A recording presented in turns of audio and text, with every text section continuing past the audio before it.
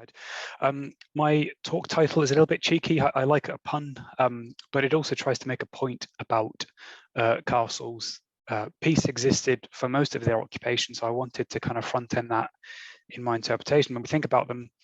And separate from that, one of the main ways in which security, in the broadest sense, in terms of security of body, of belongings, and of society, was maintained in castles was through doors. So doors and doorways will be the focus of both of the case studies that form the bulk of my talk. But before beginning, I wanted to explain why I'm interested in doors by gently querying the title of the conference. And these are some new ideas, so please feel free to tell me I'm wrong at the end. As I mentioned, I wanted to kind of tease out some of the thinking behind the ideas that as I see them in the conference title. And one of the ideas I see is the idea of something being defensive, and the other is of something being symbolic. Now, my contention is that something can't really be defensive in isolation. Not a new idea, I hope that's clear. Castles cannot implicitly be defensive constructions. At a basic level, to be defensive implies that it has a quality of stopping people from coming in. And in castles, this might present itself as high walls, gatehouses, earthworks, etc. These prohibit unauthorized access, but by a different order of scale above the security offered through something like a locked door, for example. Both the massive structures like walls, etc., as well as doors, were crafted to meet something like the same goal. It's about being able to choose what happens in a space, who can both enter that space and who can control it. And those are different but related ideas, I think. These features and the same motivations can be found in other medieval complexes, abbeys, manor houses, towns, etc., as well as some of the things we've already seen this morning. So to say a structure is defensive is not a reflection of its form per se, but rather the recognition that its form, whether it's walls, gates, earthworks, etc., facilitates a certain kind of exercise of control. And that's how we can recognize that a structure, to my mind, is defensive, whilst having a history of either never having been attacked on the one hand, or having been repeatedly attacked successfully on the other. It's the idea behind the form which is significant. To take another example, the boundary of a medieval churchyard facilitates the exercise of certain rights, such as who can be buried there. The material character of that boundary, whether it's stone, wood, or turf, is important, but again, to my mind, it only forms part of the story. There are other ways in which castles could exercise control outside of the layouts of walls, gates, and ditches, and I've got some examples here from the written evidence relating to Midland Castle in North Yorkshire in the 15th century, and this is a set of household rules and procedures which speak to managing the front gate of a castle.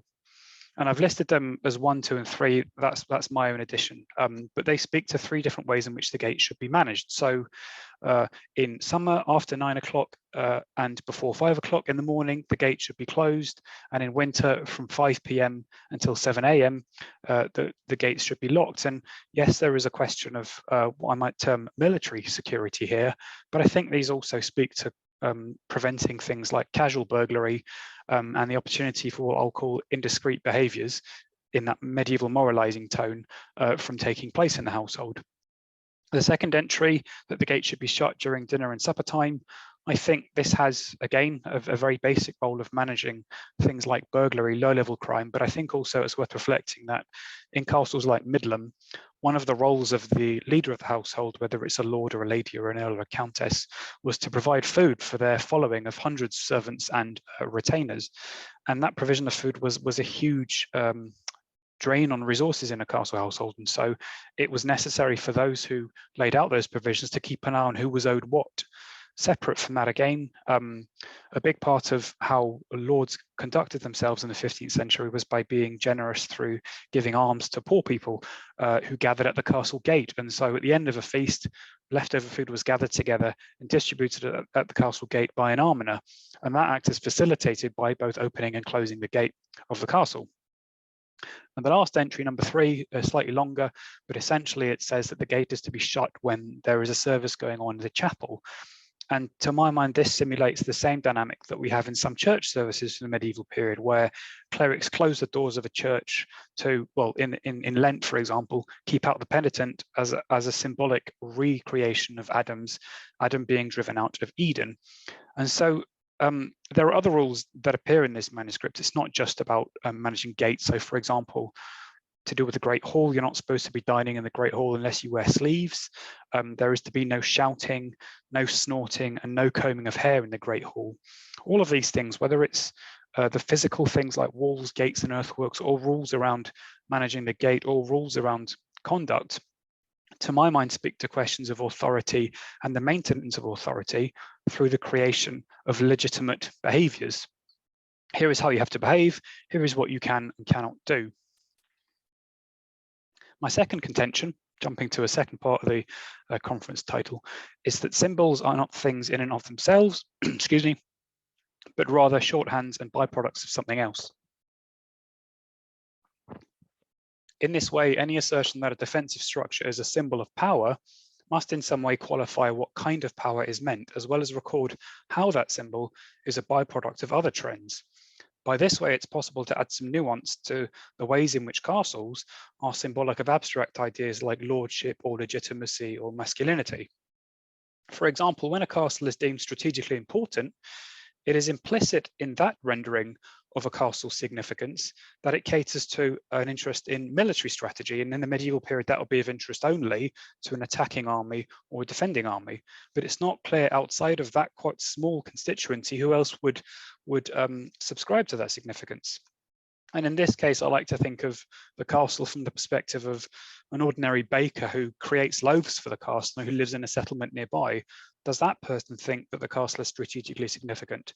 If a castle is on the top of a hill, presumably the baker thinks its strategic location is quite limited if they have to go up and down the hill, bringing loaves of bread as they go. For another perspective, which is quite a lengthy quote, I don't usually like to put lengthy quotes on slides, but it sums up really this argument by Charles Coulson from a 2003 monograph, and I'll read it out only because Charles Coulson's way of writing can be quite unfamiliar, and I've practiced this a few times, so I hope it'll make sense. Charting castles on a local map with strategy in mind, in the belief that some modern logic would be vindicated, reducing what was a chronological palimpsest due to the accidents of tenurial impact to a staff college schema, would have amused a medieval contemporary. Economic geography, as well as pride and status, noble and bourgeois, was in play. Fortifications were determined by personal factors, far more than by planning or by geography. Fortifying was, in short, an activity almost incidental to lawlessness and peripheral to peacekeeping. So just to summarize the 2 points that I'm trying to make, I see defensive as a measure of control, which creates and perpetuates a particular version of legitimacy on the one hand, and related to that, I see symbols or symbolism as speaking to representations of other trends that we can see in society. This leads me to my two case studies, castles respectively in the north and the west of England, Richmond Castle in North Yorkshire and Stoke in Shropshire. I'm not going to go into any great detail about the site's histories or architecture or archaeology, because that would take a lot of time from this talk. I can share information either in the chat or via email for more in-depth research I've undertaken on these sites, but I'll draw out from their collective histories the key bits that speak to aspects of the case study that I'll be looking at. And the first site I'm going to be looking at is Richmond Castle, where I'll explore the idea of symbolism. So a very brief overview of its history, focusing on the first 50 years of its occupation. That's from around the 1080s to the 1130s, so very early on. Its 11th century phase, the primary phase, if we look at the satellite image on the right, that comprises essentially the walls surrounding this large grassy triangular area in the middle of the image.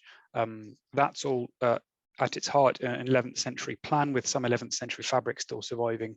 In terms of standing buildings from this very early phase of the castle, there is a mural tower which sits roughly halfway between the keep on the left and Scollins Hall, the other end of that segment of curtain wall. That mural tower dates the 11th century and has got a really nice little chapel in it. I won't be talking about that. The focus of my talk will be Scollins Hall, which I use as a shorthand for a cluster of three features, essentially: a great hall, a private chamber or a solar, and the latrine tower, which is built up against it. And they're all coeval from the 11th century. I only mentioned two other features from slightly later in the castle's history. That's the keep on the one hand, this whacking great 30-meter Romanesque tower on the left of the image. That's from the 12th century, as is this area called the cockpit garden, which is almost a bailey attached to the back of what's Scollon's Hall. And those walls in origin date to the 12th century. There may be an earlier predecessor set of enclosing features, but we just don't know. The history of the site, I'll go into more detail to develop the context of my thinking. But as I mentioned, it was built in the 1080s, we think, and it was held by this person on the left, Alan Rufus, depicted in a later manuscript. Rufus Allen the Red was a cousin of William the Conqueror. And over the course of the castle's early history, it was held by Alan's descendants, the Earls of Richmond, and then became absorbed into the holdings of the Dukes of Brittany, who at the time were autonomous from the kings of France, although over the course of the later medieval period, Brittany becomes part of France, politically speaking. So the focus of this case study is going to be the ways in which one can go from Scollon's Hall on the one hand into the cockpit garden area on the other in the castle's Norman phase. I want to draw attention to this because I think it's quite hard to appreciate unless you know the site. Scollon's Hall is this cluster of buildings up on the hill, and it's situated, these are built straight onto cliff, which in turn is built onto a steep slope which drops down to the River Swale, which is one of these rivers in North Yorkshire that runs roughly east to west through the Dale. So this is a very hilly area, but the castle's primary phase is built hard up against the cliff face here. Here we have some of the major components of the buildings as they stand on the site today. So in the photograph in the center of the image is Scollon's Hall itself. This is the Great Hall. You'll see the note on the right draws attention to the first floor entrance, which is through this wide round-headed arch, which was at first floor. As I mentioned, there is the stair block there that's been replaced by later medieval counterparts. There are two doors which I think are really important. The first is quite difficult to see. Number one, it goes into the east undercroft, the eastern area, the eastern portion of the area below the Great Hall, which in turn leads to the cockpit garden through a doorway. And then the second door, number two, leads to the western undercroft. And I've tilted the English Heritage face plan slightly so that it matches roughly the position of the photograph. You can see these doors here, number one and number two, entering two different sets of the undercroft. And at the top left-hand corner, you can see the remains of a latrine tower, which is late medieval in date, but which is essentially an upwards extension of an existing 11th century latrine tower to serve the private chamber at the back of Scollon's Hall. Here we are inside this kind of hollowed out building at Scollon's Hall.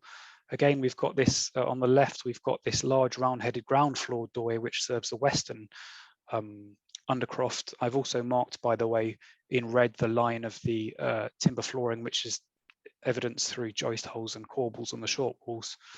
Turning to the photo on the right, we're looking down towards the high end of the hall.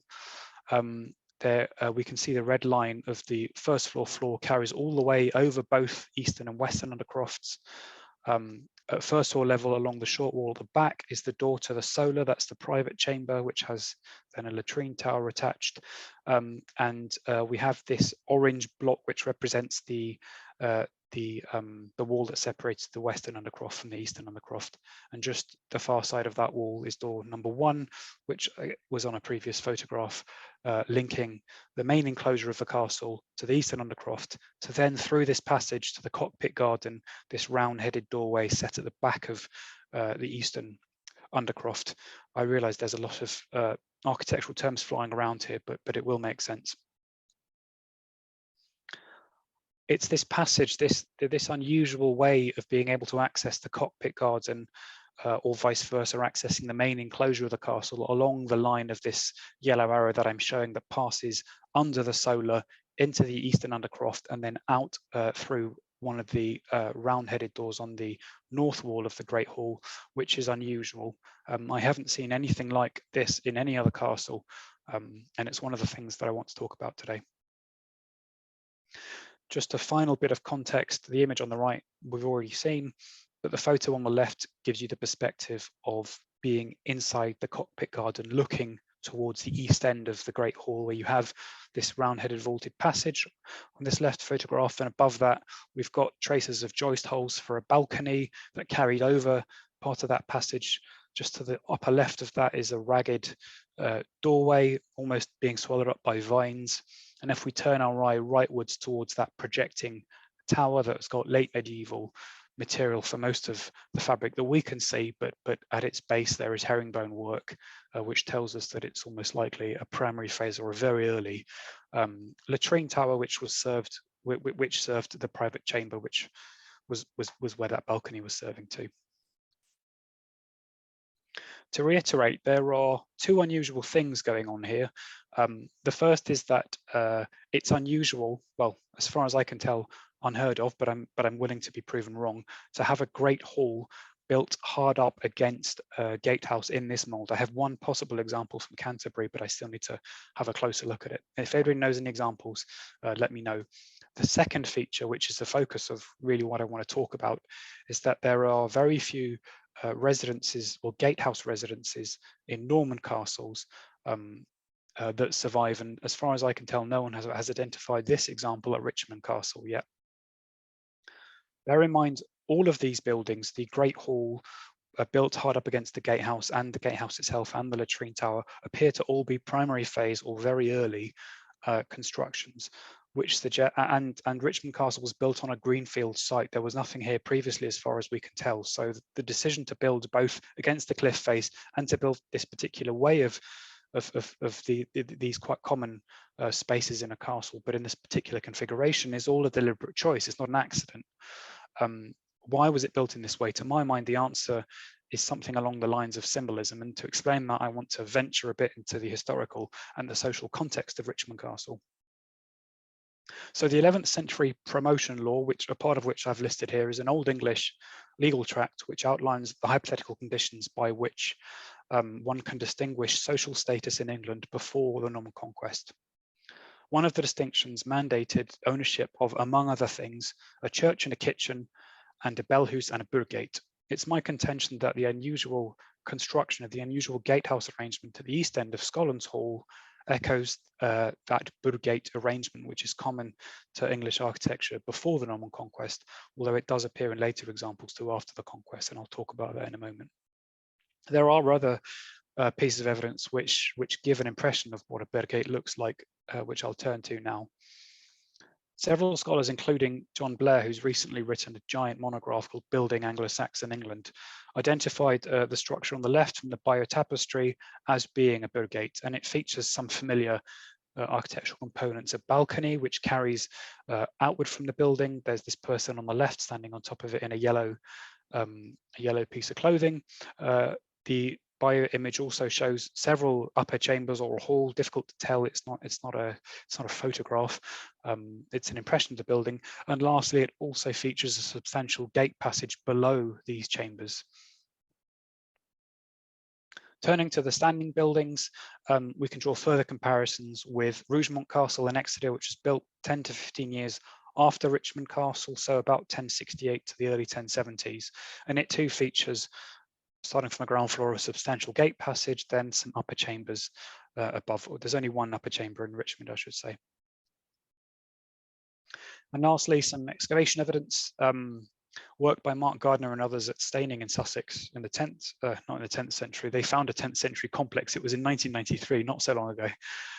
They found a complex that was surrounded by a ditch and bank, and the excavation report speculated upon the presence of a possible timber gatehouse, which John Blair has outlined the shape of it, as I show you on the slide on the right in red. The red dotted line gives a sense of the outline. And this obviously featured a ground floor passage with anchors for doors either side of it. So it's a two-leaf door within a passage. Above this is speculated to be a private chamber, and that private chamber was served by a latrine pit on the top left of the Staining image. So it's a familiar set of arrangements. It's not precisely the same. I'm not saying that Staining was a carbon copy for what came at Richmond and vice versa. But again, what I'm saying is that what was built at Richmond was not an accident. there was a lot of time and effort put into building this structure. It was a deliberate choice, and so the ways in which it echoes some of the things that have come before and some other examples of similar architecture, like at Rougemont, are telling us something about Richmond Castle and about its owner, and so it's not an accident. So what does all this mean? Well, I think it's symbolic of something else, and that something else for me is about Alan Rufus, the person who is credited with building the castle. We need to learn a bit more about Alan to fully grasp what I'm saying. How does Alan come to own Richmond and Richmond Castle? Well, Alan held lands previously held by an English noble named Earl Edwin, and this is attested in Domesday in 1066. Gilling, which is the area that Richmond is situated in, was held by Edwin, and now in 1086 it's held by Count Alan. And Edwin was killed by his followers in 1071. We don't know why, but we think it's to do with the political upheaval that followed the first 10 years of William the Conqueror's reign. Edwin is an English noble, he's not a Norman, but in the first years after the Norman conquest, King William didn't get rid of the English leadership, especially not in areas in the north. We know that Alan's earliest estates were not in the north, but they were clustered in East Anglia and around Cambridge. But by the time Richmond Castle is built, Alan has been given 199 manors in Yorkshire. This is a huge grant by William the Conqueror. The cluster of them you can see on the map around Richmond. These actually form the northernmost lands recorded in Domesday, because English royal control in what is now Northumberland, what is now Cumbria, was a bit more tenuous, and the Scottish kings had perfectly legitimate claims to some of those areas, as would be contested over the next century and a half. Instinctively, our question is why did William do this? Was it to keep an eye on the non-Norman locals in the area, or was it to keep an eye on the Scots? The answer is probably a mixture of all those things, but I think this kind of echoes what been talked about with the Civil War defences in London. There is a version of sound politicking, as well as being part of an overtly oppressive regime. So I think William wanted to cement power in the north by binding it to the crown and by binding it to people loyal to the crown, like Alan Rufus. So here we have some entries of lands in Richmondshire, lands that were held by Count Alan, that tell you who owned the lands in 1066 before the conquest and who owned it 20 years later when Alan was lord. And we can see these names: Gospatrick, Gamal, Aldred, Ulfin, Uhtred. These are all English names. And so what we have in Richmondshire is a continuation of a lot of English landholding, where other parts of the country we see Norman possession taking over. And this is something that scholars like Alex McLean and Paul Dalton have talked about for Richmondshire specifically. They say that the area retained a higher than average number of English landholders, but that many of the landholders, some of those recorded in Domesday, some not, were simply pushed down the new hierarchy of power.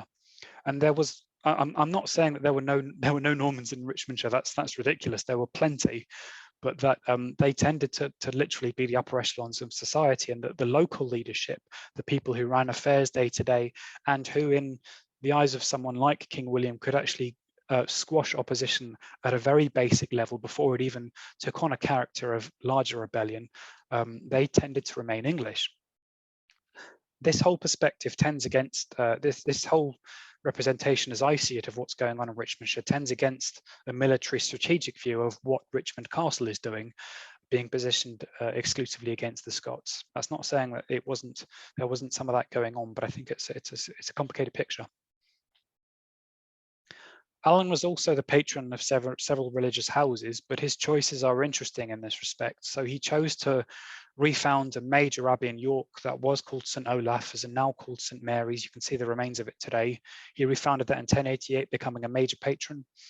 He also followed a Norman tradition of founding his own house at Swavesey Priory in Cambridgeshire. So he's partly behaving Norman-like, he's partly continuing English traditions of patronage. When he died, though, he didn't choose to be buried at St. Mary's, which he would be entitled to be, nor at Swavesey, which was his own foundation, but at another abbey, which was the recipient of a lot of his patronage. That's the Abbey of St. Edmund's in Bury in Suffolk, which is dedicated to the English martyr King Edmund, killed by the Great Heathen Army in 869. So here is a pattern of the kinds of things that Alan's doing at the same time that he's built Richmond Castle. Alan was also in a relationship of sorts with a woman called Gunhild, and here is Gunhild creatively reimagined on the new panels that I worked on at Richmond Castle. Gunhild was the daughter of Harold Godwinson, the English king, killed at the Battle of Hastings by a woman called Edith, and through her mother, Gunhild had strong claims to Alan's estates in East Anglia.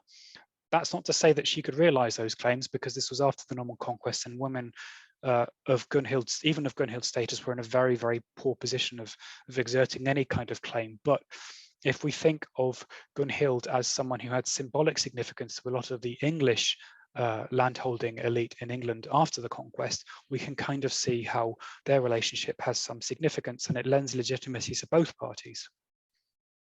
I hope I've shown that there's a pattern of behaviours which we're able to tie to Alan Rufus, which gives the gatehouse at Richmond Castle some symbolic flavour which speaks to wider strategies he was pursuing in England.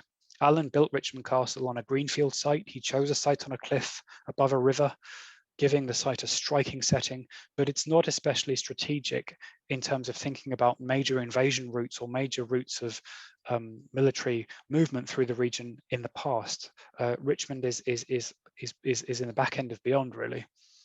He patronised many typically English establishments, abbeys and priories and churches favoured by the pre-conquest elite of England, as well as taking part in a continuing Norman tradition of being very generous to those places. He was in a relationship with a dynastically significant person in the form of Gunhild, and we know that Richmond Shire, the area that Richmond Castle immediately overlooked, retained a smaller number of Norman implants than much of the rest of England. So in this context, I interpret the gatehouse at Richmond, which is unusual for Norman castles, but having some similarities with English architecture, is speaking to a specific constituency that Alan ruled over, and that, I think, is the local English landholders and political leaders of Richmondshire. Alan's choice of architecture reflected a desire to speak to his neighbours in a way that was relatable, but also subtly different from what came before. You know, this is a whacking great Norman castle. There's no ambiguity on that front. And this argument may just be detectable in the landscape. So Oliver Creighton, a castle scholar, speculated that there was evidence for an ordered settlement around the street called Frenchgate, which is the white line on the slide here you can see, and the blue marks some of the possible property boundaries that survive alongside the Parish Church, which is here, which is noticeably quite far removed from the location of the castle. And the area in orange here is the 12th century planned town. You can see how it relates to the cockpit garden. So in the 12th century, there's a lot of change going on. Now, if we carry the line of Frenchgate down towards the castle, where it then disappears beneath more recent changes, there is a tendency to consider that it may be heading towards our gatehouse. Okay, the evidence for this is, well, okay, the evidence stands, the road is there, but I'm not saying this is a silver bullet. There is no silver bullet in this respect, but Richmond Castle, to my mind, kind of reflects this transition of architecture in England. It's part of this critical 11th century juncture where buildings like Richmond Castle and like Rougemont Castle still echo parts of the English building tradition before there is a formation of a truly Anglo-Norman style of building. But at the same time, if we look at them from the perspective of society at the time, we can see that they may actually be speaking to the constituency of people around them and not just being symbols of oppression. So that's the first case study. Now I'll be turning to my second example, which is Stoke Castle in Shropshire, and thinking of the idea of defensiveness in its broadest sense, speaking to questions of access and control, etc. And here I'll also look at doors and doorways in more detail.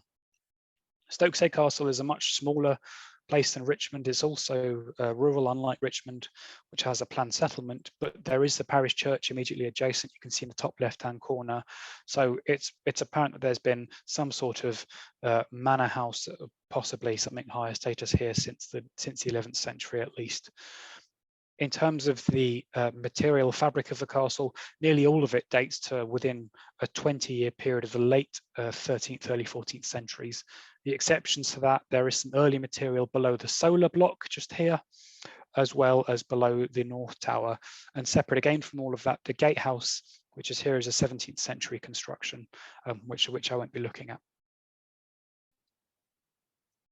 Now, Stokesay is best known, if you haven't been, I obviously recommend it. It's best known for its fantastic surviving timber roof built on crux. These have been replaced in later periods, but the crux descend all the way to these corbels, and the stair and the banister are also all original fixtures to the late 13th century. I think part of Stokesay's fantastic surviving timbers has meant that people who look at castles like me haven't tended to look at the South Tower, which is going to be the focus of my case study. Before I go there, just a brief overview of the history, as I did with Richmond as well. We think, well, we know that Stokesay appears in Domesday as quite a large manor. It's held by the de Lacy family. It's then given to their tenants, the de Say family, whence we get the name Stokesay, who held it roughly until the middle of the 13th century. The last de Say goes on crusade and leaves it to a tenant who very handily then sells it to this person, Lawrence of Ludlow, who appears in this 1291 document, who was a wealthy wool merchant, and who was the person who was responsible for transforming Stokesay Castle and making it what we see today.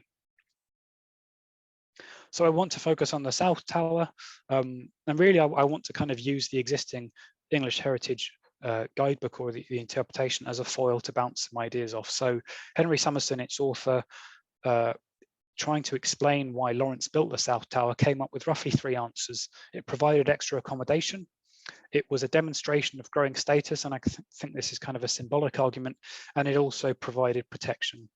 So I proposed some slight moderations to that. I think, okay, it provided extra or alternative accommodation. We'll go into that in a moment. It allowed, I think, more specifically the performance of higher status behaviours, and I'll explain what that means towards the end, but I think that's a sharper definition than just demonstrating something. Lastly, I don't necessarily buy the argument that it was concerned with protection, though I think there is scope for exploring that. So I've suggested these points by looking at all of the doors and doorways at the castle, not just for the South Tower. Just to be clear, when I say doors, I may slip into that. I don't actually physically mean the doors themselves, the wooden material, but I mean the spaces in which we know that there were doors. And we know that, for example, through the surviving door furniture that is still anchored into the masonry, we have pintholes, as you can see on the left, which are upright elements which hold the loops on the hinges for doors. So we know a sense of the swing of the door rock. So we have pintles, we have latch rests, which you can see probably familiar. The design hasn't changed in the medieval period. You find these in 12th and 13th century contexts and in situ at Stokesay Castle. And the last element that we have are drawbar slots, which are these offer a higher level of security, and the way that they worked is that you had hollows like the one you see on the right hand photograph at the bottom that hosted timber beams. There were a pair, one on one jamb on one side of the door, which held the timber element itself, so set quite deep, and then there was a reciprocal one on the other side of the door, the other door jamb, that had a slightly shallower hollow, and when you wanted to seal the door, you closed it and then you drew this bar behind, and so there was effectively a timber beam blocking entrance into that space. Now, you may ask, how do you know that these pintles and latch rests are original features? Well, I had a look at the masonry surrounding them, where it was clear that the masonry hadn't been changed, and there is no evidence for these having been comprehensively. There isn't a huge amount of phasing basically in the metal door furniture, and where there is phasing, it's very clear. So Stokesay is kind of quite finely preserved. It's almost been preserved in its late 13th, early 14th century context, which I guess explains partly how the timbers survive so well as well. It's difficult to know exactly how the latches worked, whether they could be opened from the exterior of the door, or whether they could, with a fixed handle, as appears on this sketch on the left. This hook would have been there would have been a handle on the exterior face of the door that would push that down, that would have lifted up the latch to get in. You'll know this from Norfolk or Suffolk latches as well, or whether there was this less common latch opening mechanism where there was essentially a hollow in the door here where one could insert an element and lift it up manually, essentially doing the same thing, but it not being a fixed handle. So it's almost like a very, very basic version of a key where you just put it through, lifted the latch, and then you could get in. But either way, whether it's the fixed handle or whether there was no handle, these are quite light security mechanisms. These are fairly lightweight measures for keeping doors shut. So what did I find when I looked at all of the doors? Well, as you can see, I found 23 doors and doorways, some with latch and drawbar, some with latches only, and some with drawbar only. Now, 60% of all of the doors in the castles, that's 14 out of 23, were located in the South Tower alone. That's obviously a significant concentration. Over half of the doors were secured by both latch and drawbar. So there are two layers, two measures of closing a door which are going on at the same time. You don't need both for a door to close. I hope that's clear. Several key doors, and there are two examples that I've highlighted here, leading from the courtyard to the Great Hall and from the courtyard to the solar block ground floor, were secured only by a latch. And the most striking in this case is the Great Hall door, which is nearly 2 meters wide, and it is only secured by a latch. And I looked extensively at the jamb to see if I could see any evidence of a drawbar slot, and there's absolutely nothing there. So this is real. What we have is a latch-controlled Great Hall door. By looking at the details in which spaces were behind the doors that were closed, I can begin to tease out some insight into why there was a decision to create doors with just latches or with latches and drawbars. So 2 of the 5 latch secured doors in the South Tower closed garderobe, so that they're marked on the first floor and the second floor here. So this is quite lightweight security, but explicable. A third door essentially closed off an antechamber to a garderobe, so also explicable. The fourth door, which I haven't shown because it leads to the parapet, was essentially the door from the parapet to the stairs leading down into the tower. So also not especially strong and not especially necessary. But the final 5th latch secured door was quite surprising. And this is number 21, which I've highlighted on the first floor plan of the tower as a green door. And this led essentially from the formal lobby to go into the tower, right behind the front door of the tower, and prevented access to the stair leading up to the second floor. This is quite a vulnerable position if we're thinking about a castle from security full stop, and it goes some way to undermining Henry Summerson's idea of the castle offering more protection, because this is a very vulnerable position in the tower. Turning to doors that are secured by both a latch and also a drawbar, I wanted to look at a pair which illustrate how door security in the South Tower was not all to do with fear of being attacked, but rather facilitating high status behaviors. Both doors, so there's at the center there, top and bottom, face lobbies at the ground and first floor, but logically it's impossible that both doors would be secured by a drawbar, because if you were going to do that, you'd be stuck in the stairway. You can't lock both doors and then get out of them because the drawbar is sealing them shut.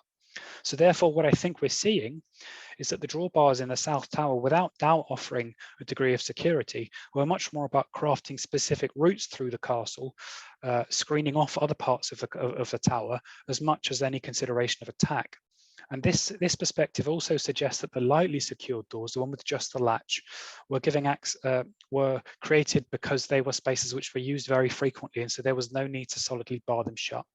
I'm aware that I'm running over slightly, by the way, but I've only got a few more slides to go. The final feature I want to show you echoes the idea of doors as screens, and in this case, literally. Here are 2 photos from the same perspective. The lighting's a bit different because of the camera that I used, but they are exactly the same spot. On the left, the main front door of the tower is open, and it's ajar. So this is the formal entrance into the space. As you can see in comparison with the photo on the right, when the front door is ajar, it wholly seals this small narrow door which goes down to the ground floor of the tower. So what is this telling us? Why is there this screening taking place? To return to the opening question, I suppose, why did Lawrence build the South Tower? Was it about defensiveness? I think the South Tower provided additional accommodation. Yeah, I agree with that. Seasonal accommodation, maybe. Alternative accommodation, all 3 are possible. The ground floor of the tower lacks a fireplace or a garderobe, and so was probably an accounting room or an office. The fact that it connected directly internally with the rest of the tower suggests that it was more than a simple store, and this is echoed by the presence of the ornate windows that you have at the ground floor with bench seats which have now been robbed. The upper 2 stories, here and here, were almost certainly accommodation. They've got nice fireplaces here, and they've got their own latrines and fantastic suite of windows and bench seats overlooking a designed landscape outside of the castle. Lawrence of Ludlow was not a member of the aristocracy, nor was he a provincial trader, however. He was an advisor to Edward I, and he had business interests with several great marcher lords. And so the modest facilities of Stoke, say, before the construction of the South Tower would have been fine for a country knight, but ill-suited to someone like Lawrence, who kept the company of kings, bishops, and great lords. He needed a building which spoke to his stature, but which was also flexible to meet the complicated daily life needs of a sophisticated and growing household like the one that he kept, outside of simply entertaining guests. This required not just funds, which he had, it required not just a fantastic building, which he had in the form of the South Tower. This is the key point. It necessitated a large number of servants who could run the household, serve important guests, and ensure all the right doors were open or closed to the right people.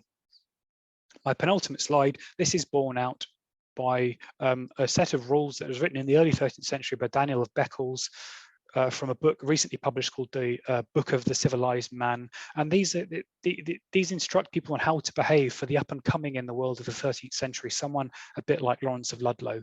So the first example, for example, lists concern with seeing a door ajar, so be careful of that. How to conduct yourself when you arrive in the house of a rich man, number 2. And also, number 3, it tells us that we need to have servants by doors. It's important to have that. But the last entry, which is slightly cryptic, is understood by the book's editors to suggest that a door in a household should neither be too frequently open nor too frequently closed. So collectively, these give a clear sense of why the South Tower, with its many doors, was built in the way that it was. That's everything from me. I look forward to answering any